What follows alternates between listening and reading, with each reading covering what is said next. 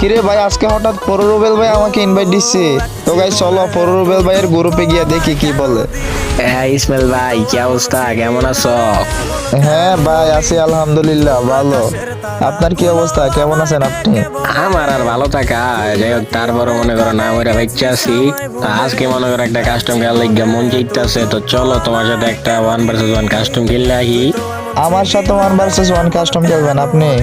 জীবনও কি পারবেন আমার সাথে? আরে আরে তুমি এটা কি করতেছো? তোমার লাগে আমি ভাবতাম না, মানে আমি বললাম গিয়া পুরো রুবেল ভাই, আর তোমার মতো ইসমাইল দিচ্ছে কত রে ভিড়াইছি, তো তুমি ধারণা করতে পারবা না। তো বেশি কথা না গইয়া চলো কাস্টমে, তারপর দেয়া যে হচ্ছে কে কত ভালো গেলে, বুঝছো?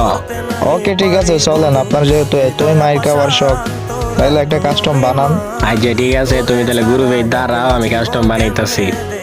তো গাইজ আজকে চলবে আমাদের রুবেল ভাইয়ের সাথে 1 vs 1